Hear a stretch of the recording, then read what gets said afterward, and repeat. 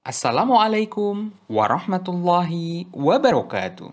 Bertemu kembali dengan saya Hijrah Purnama Putra dalam mata kuliah Audit Lingkungan.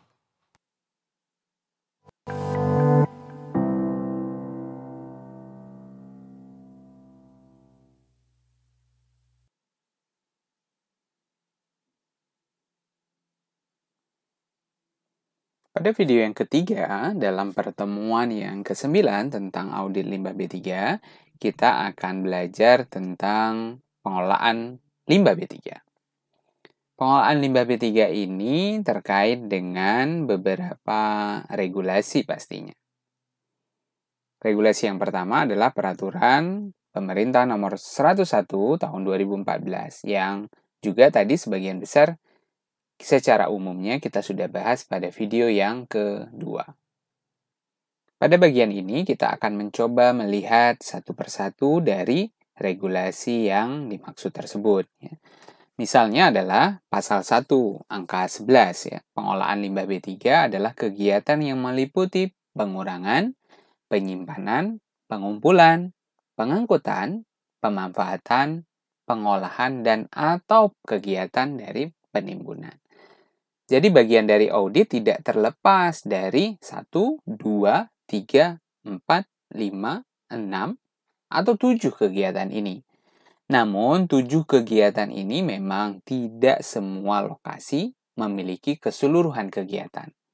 Misalnya satu lokasi hanya ada kegiatan untuk pengurangan dan penyimpanan saja. Kegiatan yang lain di industri yang lain dilengkapi dengan kegiatan pengumpulan, pengangkutan. Bahkan beberapa kegiatan yang sangat spesifik dengan limbah B3 berarti sampai ke kegiatan pemanfaatan, pengolahan, atau penimbunan. Nah, berarti audit lingkungan ini sangat spesifik, tergantung dari lokasi mana yang akan dituju.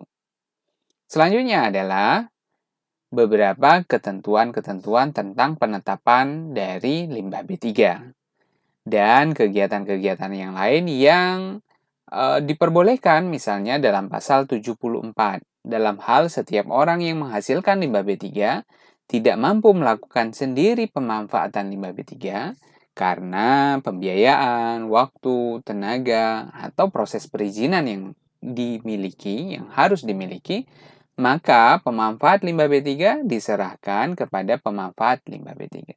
Jadi boleh di pihak ketigakan. Dapat melakukan ekspor limbah B3 yang dihasilkan. Tentunya dengan berbagai macam tata cara ekspor yang diperkenankan. Yang tidak boleh melanggar berbagai macam aturan yang lain. Baik itu konvensi Basel misalnya, ratifikasi BAN Amendment, dan seterusnya. Nah, kegiatan pengurangan limbah B3 diatur dalam pasal 10 sampai pasal 11 PP 101 tahun 2015, tahun 2014 ya. Pengurangan limbah B3 dilakukan melalui substitusi bahan. Mengganti bahan dengan bahan yang lebih ramah lingkungan. Memodifikasi proses dan atau penggunaan teknologi ramah lingkungan. Kegiatan pengurangan yang dilaporkan ke kementerian terkait dalam waktu 6 bulan sekali. Nah, bagian dari audit akan melihat proses pengurangan yang mereka rencanakan sudah seperti apa. Berhasilnya sudah di tingkat mana. Terutama jika ada berbagai macam ketentuan yang mewajibkan pelaporan yang dilakukan. Berarti juga harus dilengkapi dengan kegiatan pelaporan. Terkait dengan hierarki pengolahan limbah B3, sebenarnya hampir mirip dengan hierarki pengolahan sampah, dengan konsep reduce, reuse, recycling, dan pembuangan akhir. Namun di B3, di limbah B3, ada kegiatan preventif berupa reduksi dari sumber, kemudian kegiatan 3R meliputi recovery, recycling, dan reuse, kemudian ada pengolahan limbah B3, baru ada penimbunan limbah B3. Jadi harapannya semakin ke bawah, semakin mengkerucut, jumlahnya semakin kecil, agar biaya yang dikeluarkan dalam pengolahan menjadi lebih kecil pula. Karena biaya pengolahan limbah B3 tentunya berkali-kali lipat dibandingkan dengan pengolahan sampah. Pastinya harus membutuhkan berbagai macam kegiatan minimalisasi yang dilakukan untuk mencegah pencemaran. Nah, minimalisasi limbah ini wajib dilakukan oleh penghasil limbah sebagai langkah tanggung jawab mereka terhadap lingkungan. Bentuknya pun beragam, sangat tergantung dari karakteristik dari proses yang dilakukan, bahan baku yang dipakai, waktu, jumlah tenaga, lokasi, kegiatan, dan seterusnya. Setelah pengurangan, ada kegiatan penyimpanan. Penyimpanan pun diatur sedemikian rupa. Dan kita bisa lihat dari PP 101, ya. Penyimpanan wajib dilakukan oleh setiap orang yang menghasilkan limbah B3. Penyimpanan pun harus memiliki izin. Izin ditetapkan oleh atau dikeluarkan oleh kepala daerahnya masing-masing dengan koordinasi dari Dinas Lingkungan Hidup setempat. Penyimpanan pun dibahas sedemikian rupa. Misalnya kategori 1 harus disimpan dengan jenis fasilitas seperti apa. Bangunankah, tangkikah, silokah, penumpukan limbah, waste impoundment, dan seterusnya. Kategori 2 pun dibagi secara spesifik. Artinya, ada penjelasan yang sangat rinci terkait dengan pengolahan limbah B3. Nah, kali ini masih di tahap penyimpanan limbah B3 tersebut. Saat disimpan, butuh bangunan untuk menyimpan atau biasa disebut sebagai TPS, tempat penyimpanan sementara. TPS-nya pun harus mengikuti aturan, harus mengikuti regulasi. Dan dijelaskan secara spesifik terkait dengan ukuran, kemudian perlengkapan yang ada, pemisahan limbah, kemudian ada blok penyimpanan, berapa ketinggiannya, kemudian dilengkapi dengan tembok tahan api kalau memang limbah yang disimpan mudah meledak, mudah terbakar, dan seterusnya. Dilengkapi dengan berbagai macam fasilitas yang lain, berbagai macam sarana.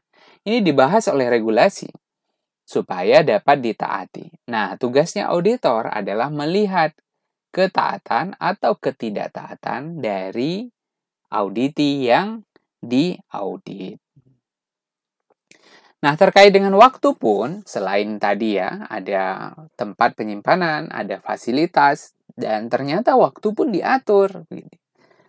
Ada yang kategorinya 90 hari sejak limbah tersebut dihasilkan, boleh disimpan.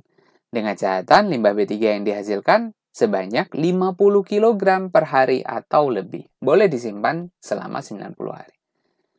Kalau limbah B3 kurang dari 50 kg per hari untuk kategori limbah B3 kategori 1, nah nanti lihat di PP 101 kategori 1 itu yang mana ya? Di tabel yang mana dia? Boleh disimpan hingga 180 hari sejak limbah B3 tersebut dihasilkan. Kemudian limbah B3 yang dihasilkan kurang dari 50 kg per hari dan berkategori 2 dari sumber tidak spesifik dan dari sumber spesifik, maka dapat disimpan 365 hari, artinya 1 tahun. Dan limbah B3 kategori 2 dari sumber spesifik khusus boleh disimpan 365 hari.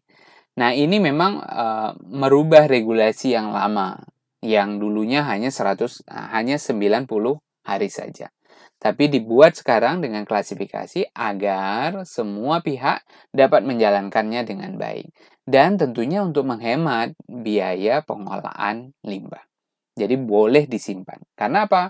Pada saat akan mengundang pihak lain untuk mengumpulkan dan mengangkut limbah B3, membutuhkan biaya. Karena ada minimal kuantitas yang dapat diangkut. Misal sekali dipanggil, dia harus mengangkut 100 kilo. Jadi artinya, kalau tidak ada 100 kilo, berarti cas yang harus dibayarkan oleh auditi tetap 100 kilo. Nah, ini pemerintah menangkap permasalahan tersebut di lapangan, sehingga dibuatlah kategori penyimpanan, waktu penyimpanan. Nah, selain penyimpanan tadi, berarti saat disimpan perlu dikemas dengan baik, agar pengolahan ke depan menjadi lebih baik. Berarti harus ada label dan simbol yang jelas. Nah, mudah-mudahan masih ingat regulasi terkait yang berbicara tentang simbol dan label limbah B3. Agar tidak keliru, namanya, identitas, tanggal yang dihasilkan, tanggal pengemasan, dan jenis dari simbol-simbol yang memang sudah ditetapkan secara bersama.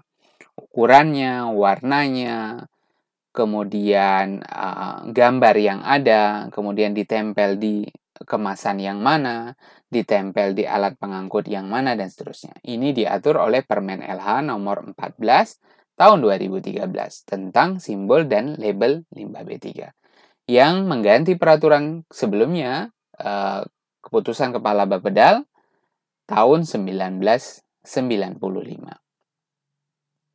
Nah, selain dengan pengemasan, juga butuh tentunya perizinan ya. Perizinan yang sangat detail terkait dengan pengolahan limbah B3. Baik terkait dengan Permen LH nomor 18 tahun 2009 tentang tata cara perizinan pengolahan limbah B3. Kemudian ada Permen LH nomor 30 tahun 2009 tentang tata laksana perizinan dan pengawasan pengolahan limbah B3 serta pengawasan pemulihan akibat pencemaran limbah B3 oleh pemerintah daerah. Terkait dengan kewenangan perizinan pun, seperti halnya pada saat penyimpanan tadi ya, perizinan pun ternyata diatur sedemikian rupa, sehingga mana yang menjadi kewenangan dari pemerintah kabupaten atau kota, mana yang menjadi kewenangan dari pemerintah provinsi, dan mana yang menjadi kewenangan dari pemerintah pusat. Jadi misalnya penyimpanan, kalau mau bangun TPS, itu izinnya hanya sampai ke kabupaten atau kota. Tapi kalau bicara pengumpulan, harus dari kabupaten kota, masuk provinsi, masuk pusat. Kemudian pengangkutan, pemanfaatan, pengolahan, penimbunan, harus berizin pusat. Sedangkan pengawasan harapannya dapat diawasi oleh berbagai pihak yang terlibat. Prinsip-prinsip pengumpulan limbah B3, pastinya pengumpul limbah B3 dilarang untuk melakukan hal-hal yang dilarang oleh regulasi. Tidak boleh memanfaatkan yang dikumpul sebagian atau seluruhnya, karena dia tidak punya izin untuk memanfaatkan. Pengumpul hanya boleh menyerahkan kepada pengumpul yang berizin, tidak boleh sembarangan. Tidak boleh melakukan pre-treatment terhadap dan memiliki izin lingkungan. Begitu pula dengan pengangkutan, harus dilakukan oleh pengangkut yang berizin, berbadan hukum, dan terdaftar ya, terdaftar. Dasar hukumnya juga cukup banyak. Jadi dari undang-undang, dari PP, itu semua berbicara tentang pengangkutan. Saat diangkut, nah, teman-teman yang sudah pernah kerja praktek di lokasi pengolahan limbah B3 akan mengerti bagaimana distribusi manifest ini. Jadi ada 7 lembar manifest yang membuktikan bahwa limbah kita sudah diangkut oleh siapa, kapan waktunya, kemudian diterima oleh penerima kapan, dan dikirimkan menjadi bentuk laporan ke dinas-dinas terkait dan kepada penghasil limbah B3. Ini menjadi kontrol. Walaupun saat ini sudah ada sistem yang menggunakan pelaporan ini berbasis online. Kemudian terkait dengan pengolahan limbah B3, wajib dilakukan pengolahan, tapi kalau tidak mampu silakan selesaikan oleh pihak ketiga. Model pengolahannya pun ada thermal, stabilisasi, solidifikasi, atau cara-cara lain yang sesuai dengan perkembangan teknologi. Nah, misalnya dengan landfill ya. Kita biasa mendengar landfill, tapi biasanya untuk perkotaan, sampah perkotaan. Namun kali ini landfill-nya pun dapat diselesaikan untuk menyelesaikan limbah B3. Jadi landfill-nya berbeda kategorinya ya. Tingkat keamanannya menjadi lebih tinggi. Jadi diulang sedikit dari awal, mulai dari pengurangan, kemudian hingga pengolahan akhir, itu menjadi ranah dari pekerjaan dari auditor. Makanya perlu ditentukan ruang lingkup audit sejak dari awal. Kegiatannya apa saja di industri tersebut, sehingga perlu diaudit di bagian mana. Karena limbah B3 sangat spesifik. ada beberapa industri yang tidak melakukan semuanya, hanya bagian yang mereka wajib dan mampu melakukan. Selebihnya akan dilakukan oleh pihak ketiga. Auditor juga perlu masuk ke pihak ketiga tersebut, tapi hanya sebatas tanggung jawab dari penghasilnya saja. Misalnya limbahnya dikirim kemana, kapan, kemudian sampai di tempat pengolahan dijadikan apa, diolah menggunakan metode apa. Nah, mudah-mudahan menjadi semangat kita untuk terus belajar audit lingkungan karena menjadi hal yang menarik, terutama yang menghubungkan regulasi dengan kenyataan di lapangan. Jadi ada law enforcement yang kita perlu pelajari, bagaimana penegakan hukum agar dapat berjalan yang baik. Dan kita pasti sangat yakin bahwa kalau penegakan hukumnya baik, maka sistem pengelolaan lingkungan pun akan baik. Tentunya menjadi PR kita bersama. Akhir kata, ini adalah bagian yang terakhir dari video dalam pertemuan ke-9 ini. Mudah-mudahan dapat dipahami dengan baik dan memunculkan semangat untuk terus belajar bahwa permasalahan lingkungan, bahwa tantangan lingkungan ada di depan mata.